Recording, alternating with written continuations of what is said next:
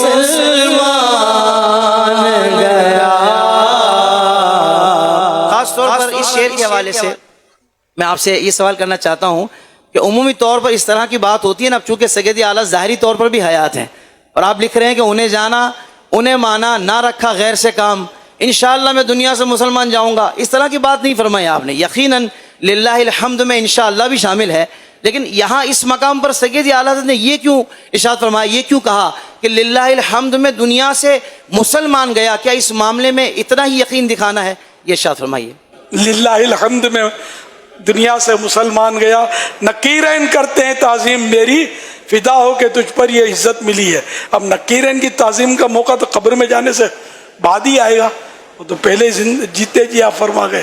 تو یہ ساری باتیں حسن ظن پر ہیں۔ سرکار سے محبت ہے مجھے کہ سرکار مجھے تنہا چھوڑیں گے ہی نہیں۔ یوں سرکار سے محبت ہے، سرکار سے عشق ہے تو میرے ایمان کو انشاءاللہ کچھ نہیں ہوگا۔ للہ الحمد، اسی کے لیے حمد ہے، اسی کی اللہ کے لیے تعریف ہے کہ وہ میں دنیا سے مسلمان گیا۔ تو بعض اوقات یہ کہ ماضی کو حال سے مطلب بولا جاتا ہے اشعار میں، بعض اوقات مستقبل کو حال میں کہا جاتا ہے۔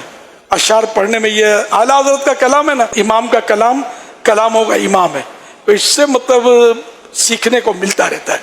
تو یہ کہ یہ اعلیٰ حضرت نے لکھا تو کہہ سکتے ہیں کہ انشاءاللہ میں مسلمان گیا۔ تو بعض اوقات یہ ماضی، اور اس میں آپ کو ایک مثال دوں، احیاء العلوم میں امام غزالی رحمۃ اللہ علیہ نے فرمایا کہ جس نے کل روزہ رکھا تھا وہ یہ کہہ سکتا ہے کہ انشاءاللہ میں نے کل روزہ رکھا تھا۔ روزہ اسی وقت ہے جبکہ اللہ کی بارگاہ میں قبول بھی ہوا ہو، اس لیے انشاءاللہ کہنے میں حرج نہیں ہے۔ نہ رکھا غیر سے کام، اس پر بھی کچھ کلام فرما دیں۔ مطلب یہ کہ میں نے سرکار کا جب دامن تھام لیا تو سرکار سے کوئی بڑا ہے نہیں کہ جن کا میں دامن تھاموں، یہاں نے یہ ایسے موقع، اس کا مطلب نہیں غوث پاک کا دامن ہم نے تھاما تو ہم غلط ہو گئے، بس سرکار صلی اللہ علیہ وسلم کی عظمت کے اعتبار سے سرکار سب سے بڑے ہیں، تو میں نے ان جیسا کسی کو نہیں سمجھا، ان جیسا کسی کا دامن ہے ہی نہیں۔ تو یہ مطلب تعویلات تو سمجھ میں آتی ہے۔